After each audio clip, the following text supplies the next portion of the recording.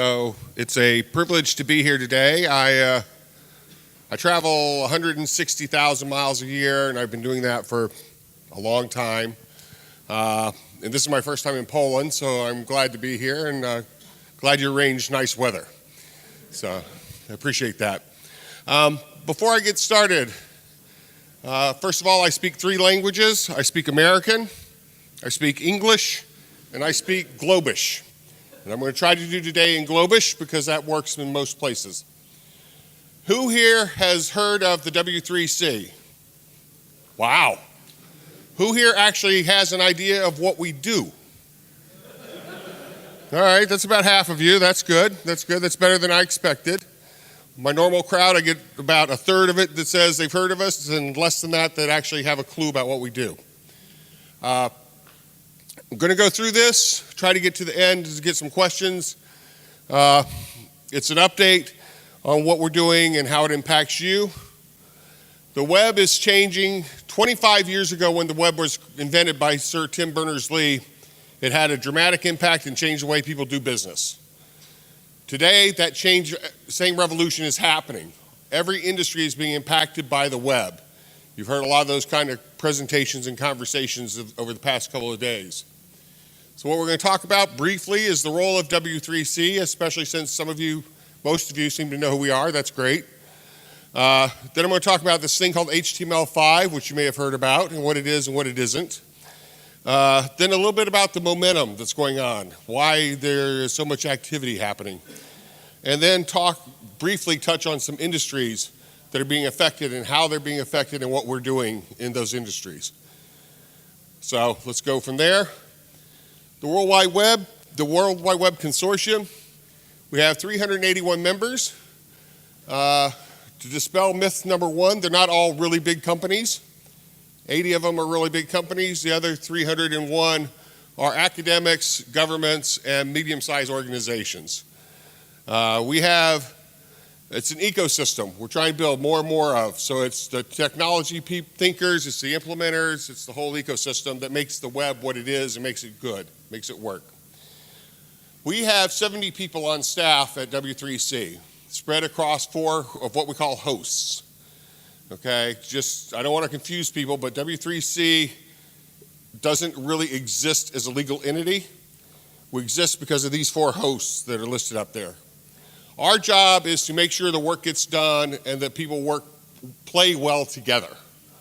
Okay, the actual work is done by our members, people like yourselves. We have about 1,300 people every day working on W3C standards. There's 64 working groups, 230 standards that we manage, proctor, call it what you want. So that's really what we're about. We do all of our standards as royalty-free standards. We don't believe you should have to worry about paying parts of cents to people for technologies that are in web standards. Okay, we don't collect a tax for every standard that people use. So it's a royalty-free environment. If you're in a company with a lot of IP, you can still join because you only make a commitment at the point that you actually contribute your IP. So you can contribute to the process without actually contributing the content. One of the most recent things you may have seen us do is sign up with OpenStand, which is kind of a movement in the standards community to say that people play well together and standards are consistently done across organizations. It talks about things like openness. It talks about things like royalty-free. You can see some of those links that go there. This chart is to confuse you. It talks about how work gets done in W3C. And you can't see the whole thing, unfortunately, because of screen resolution, but that's not a web problem. Down here at the bottom, there are 2 boxes that talk about how we start work. We have things called community groups, which are free to join, which is a technology thing where if you have a new idea that you think the web should think about, you can go to w3.org and form a community group and get that idea started. The other thing we do is we have workshops. We probably have 10 to 15 workshops a year where we have an idea or somebody from the industry or one of our members has brought an idea forward and says the web needs to think about this. And so since we don't have all the solutions, we get the community together and have a workshop, issue a CFP, let you contribute your knowledge, and then the best ideas from that, based on the participation, is how we direct our work. So again, if the industry wants it, it's something we do. If you don't want it, we're not going to waste time. There's no reason to have standards that people don't actually implement. What a novel idea. But then it moves up through the formal process, and and when it gets to the top is when it's done. But throughout that process, there are feedback loops for the public. So you can follow things on our public mailing lists and make contributions, make comments, and all those get addressed as we go through the process. So some of you may be involved in some of that work already, and if you're not, feel free to get involved. So that's enough about us. Let's talk about HTML5. The web is everywhere. 85% of mobile devices, whether it's a phone, whether it's a tablet, whether it's a car, has a browser in it. That's a pretty high percentage, considering that 5 years ago, next to nothing had a browser in it. If you had one, it didn't work. And it's diversity of device types, e-readers, right? The short lifespan that e-readers will still have as unique devices have browsers in them. You know, everything does. And you can get apps with rich integration of all kinds. People want more than just words. They want more than just websites. They want video. They want content. They want interactivity. They want games. All that stuff is being driven off the web, and we keep making the web stronger to deliver that. So HTML5. Some people think HTML5 is everything, because that's the way we've let it not be branded. We have this, we're other than me, the other 69 people are relatively humble, and we won't say, oh no, that's not what we meant. So this is our campaign. We have something called the Open Web Platform, which is the aggregation of all those standards. So it's HTML5, plus it's CSS, plus it's SVG, plus it's the accessibility standards. All that together is called the Open Web Platform. HTML5 is really version 5 of the markup language, okay? But it is a cornerstone, and we are on target. Some people don't believe this date, but the end of 2014 will be the final version of HTML5. Okay, the difference between now and then is about 1 million tests. So if you have use cases, if you have things that you're doing that you want to make sure are addressed in the final version of HTML5, make sure we know about it. Make sure it gets tested. Here is, because some of you guys are technical, and I'm not, this is a list of the technologies that make up the Open Web Platform. I mentioned some of them. New and improved things happening. WebRTC is something we didn't even think of 3 months ago that is now one of our most active areas, because the industry has said you've got to do it. It's going to affect how I apply my business, how I change my applications. So this is areas of interest. Earlier I heard an HTML5 talk where Roger touched all 5 of these. You can't see the 5th one up there. It's multilingual web in his presentation. We have active work going on in all of these areas because the industry has told us these are things we worry about. How do we handle security? How do we handle privacy? The privacy laws in Europe are dramatically different than the privacy laws in the US, which are dramatically different than the privacy laws in Asia. What we need to do is make sure the standard accommodates those no matter what flavor they happen to be. That's a lot easier than what you have to do as a developer to write your code so that it accommodates them no matter what they happen to be. We just have to make sure the standard will support it. Security, what do the levels mean? How does it interact? Identity, how much identity sharing do I want? What does an identity mean? What's the source of an identity? What's trusted? What can I share? Accessibility. Accessibility isn't an afterthought at W3C, it's an ingrained part of everything we do. We want to make sure that web activity, web content, is accessible to anybody regardless of their abilities. And that's a core feature of everything we do. And the last one up there that you can't see is multilingual. Some people write text right to left, some write it top to bottom, some write it left to right. Some have controlled font sizes, some have variable font sizes. All that needs to be addressed in the standards and making sure that you can do it. Again, if you're taking a paper that's in Farsi and you're delivering it as a e-reader content, you got to make sure the reader can deliver it. And we are working on that today. Now, some of the momentum things, it is in major browsers. This has changed a little bit. Firefox OS is not up there, which it should be. I realized that right when I clicked it. It is getting stronger and more supported.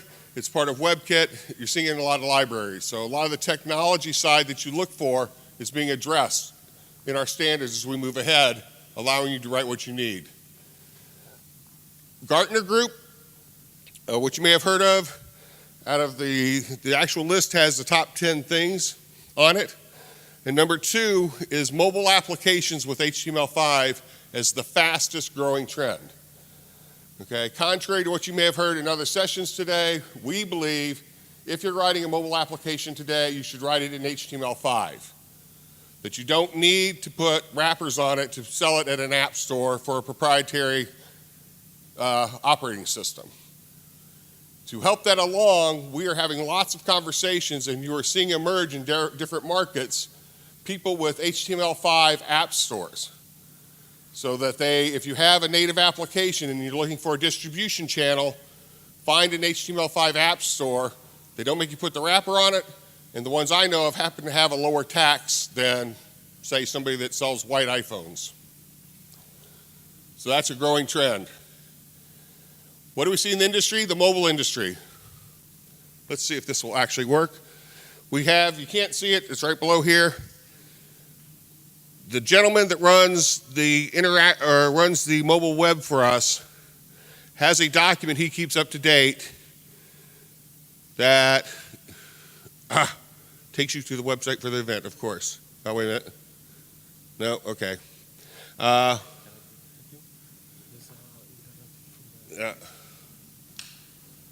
Oh, you're going to hardwire me? What a novel thought. When all else fails, use a wire.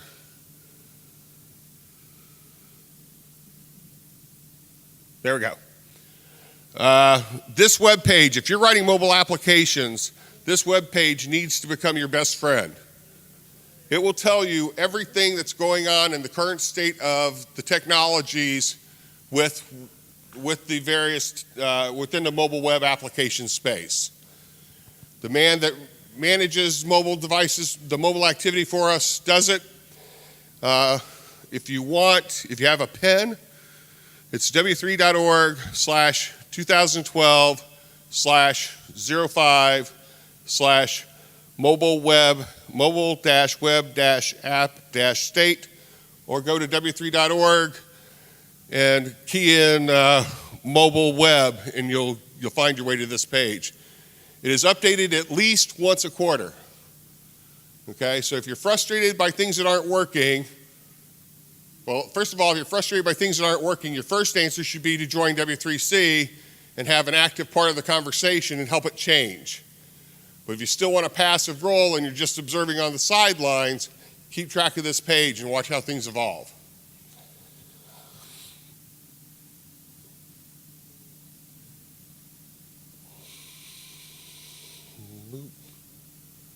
There we go. Okay.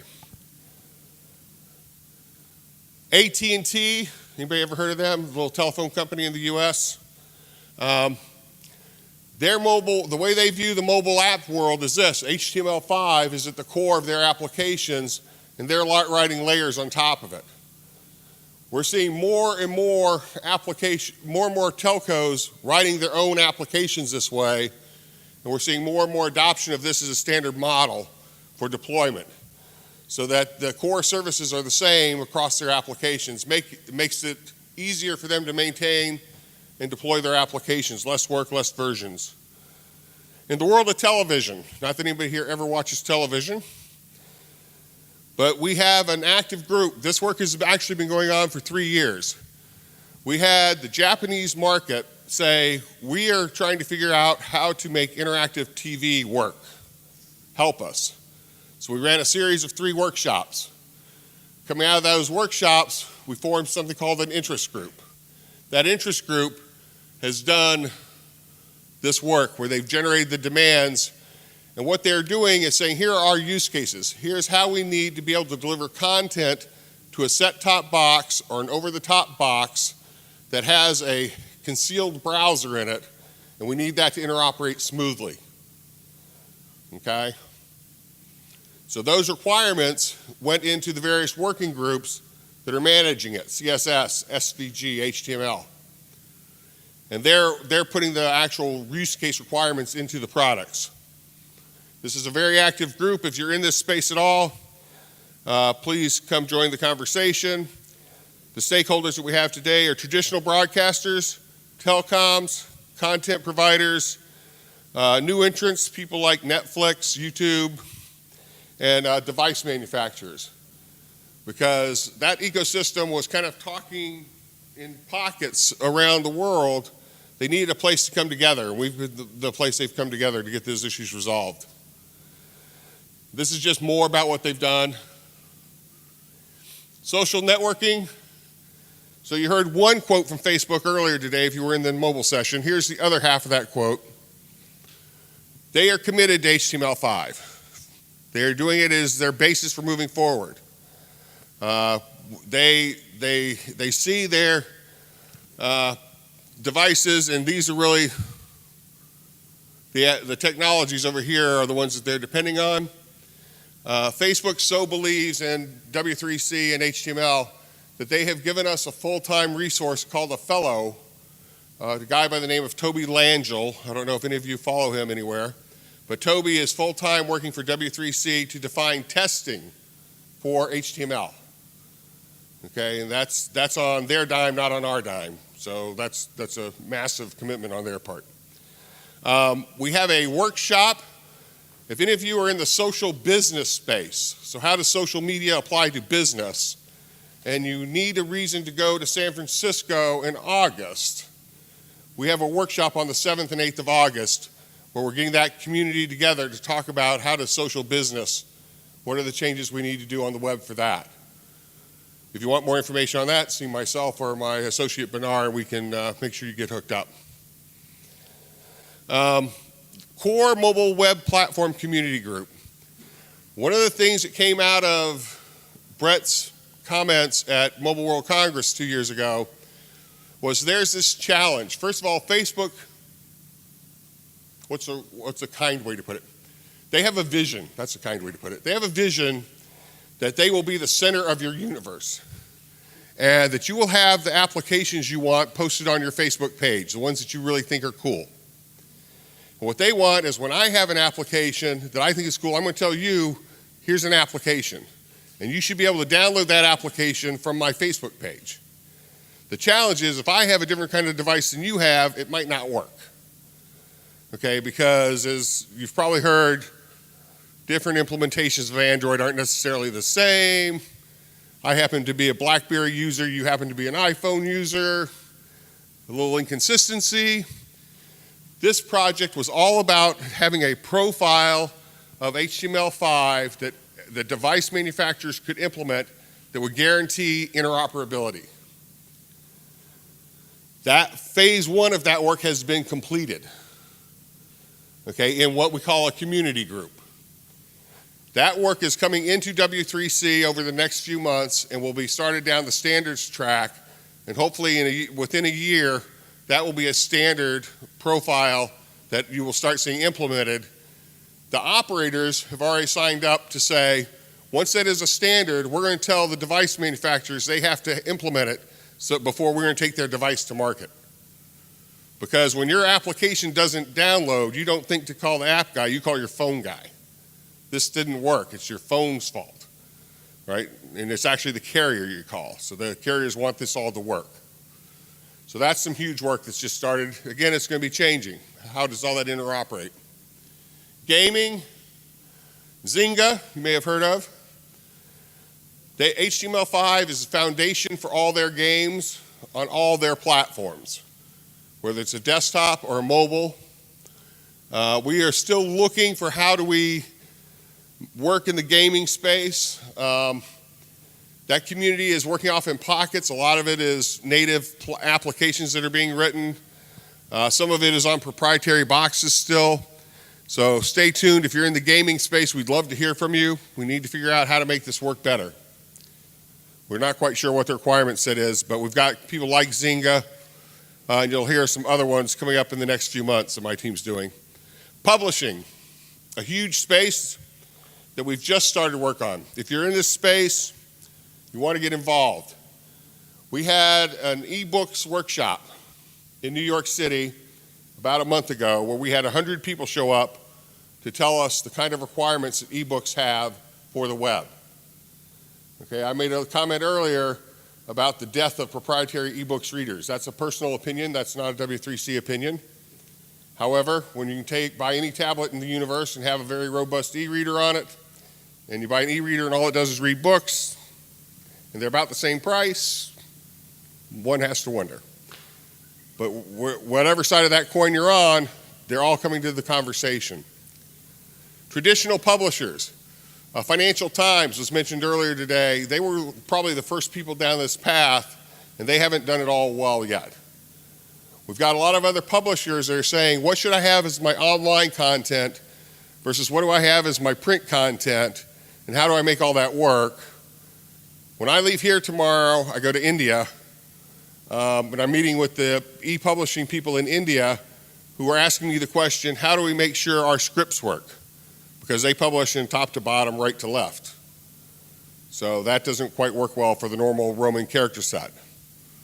So how do they get involved in this conversation? So it's the full ecosystem of the e-publishing world. There's another workshop coming up in Tokyo. In addition to that, it's got on the publishing page, I'm not sure why, there's this automotive workshop that we had. Automotive is a huge area for us. The people that make cars have had it really nice for a while.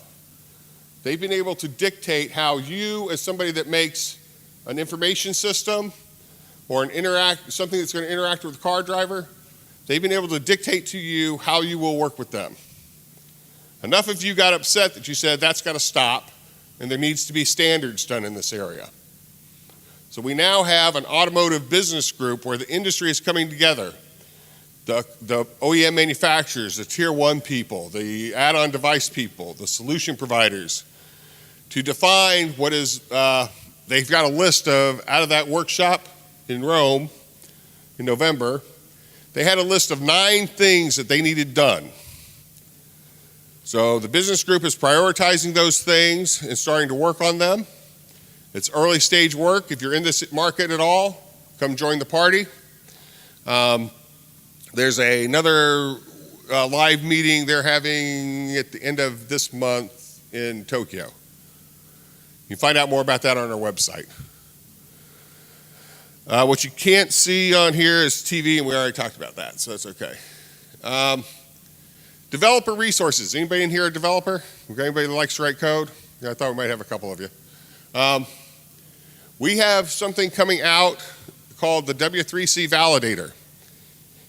Some of you might say, but I already know you have a validator. That validator works really, really well, one page at a time, painfully. If you got 10 pages, you can probably keep your website validated. If you have 1,000 pages, it gets to be pretty hard. We have something called the Validator Suite coming out, which will let you validate, give us an entry point and tell us the depth, and it will validate that. You can do that as a one-time shot, or you can sign up for a subscription. So if you're somebody that builds websites for a company, perhaps you want to sign up for a subscription so you can deliver websites to your client and tell them that they have been W3C validated. That's a pretty neat feature that's coming out. We have something called W3 Dev Campus, which is our online training.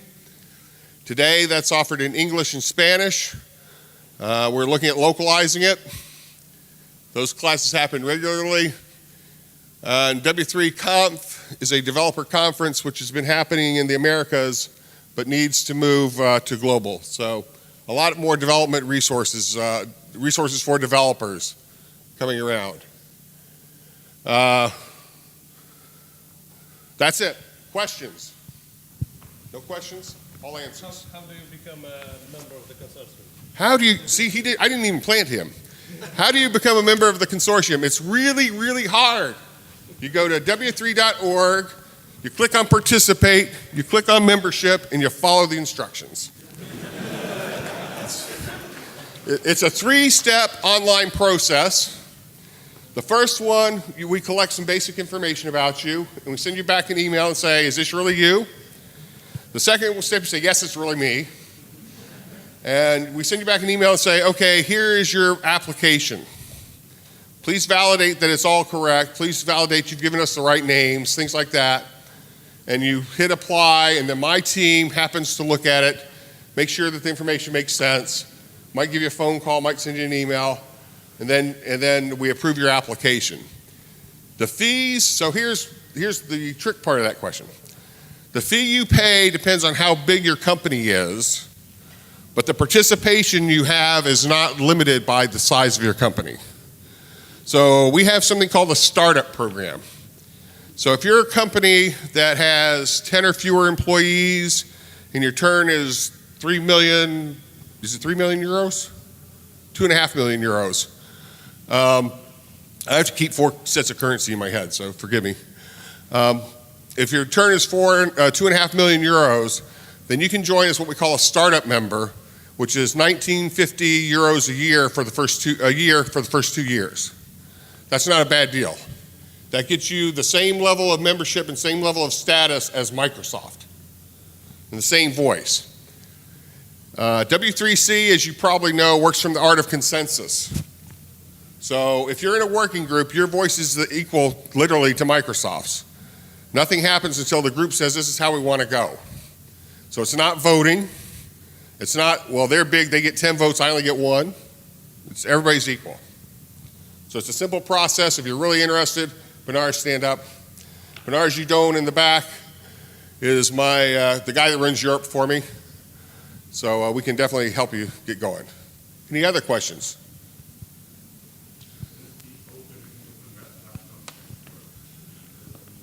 Open means all of our standards. So what does open and open web platform mean? Open means that the standards are free, they're available for anybody to use, and that you can write open source code on top of them without worrying about royalties. That's what the open means. Anybody else? Do you believe that HTML5 will make a success because some companies like, I believe, LinkedIn are moving back to native applications in mobiles? Because of the lack of developer tools, because of the lack of the environment. Right. Okay, so HTML5 developer, we're not in the tool business. We're in the standards business. There's this big company that's name starts with A, Adobe, who is actively working on developer tools for HTML5. I think you'll see, once they come out, then you'll see some other people coming out with them because they can't let them be a monopoly. So that, we're starting to see more and more tooling come out to help that be better. And the other issues with it, as far as test benches, we're trying to work on some of that kind of stuff. I think the core mobile web, one of their products is a test suite. So if you're building a mobile application, you'll be able to see if you're compliant to the profile. So you're seeing more and more of that come out. We hired a new CEO 3 years ago, a gentleman by the name of Jeff Jaffe, who has brought a business culture to W3C. 2 years ago, he hired me. So we've gone from being much more of an academic, large organization mindset to somebody that's looking at industry, how do we make the world more productive, how do we help developers. The one thing that wasn't on the chart that goes along that line, there's something called webplatform.org, which is going to be a collection of training and best tools and best tips for developers, where we're taking the content of people from Microsoft, Google, Mozilla, Intel, and deciding what is the best of that, because sometimes they conflict with each other, and putting that in webplatform.org, and W3C will be the curator of that information. So that's another big developer tool that you see us come out with. Anybody else? Seeing none, I thank you for your time and attention. We'll be around for a little bit more. If there's anything you want to ask Bernard or I offline, feel free to do so, and thank you.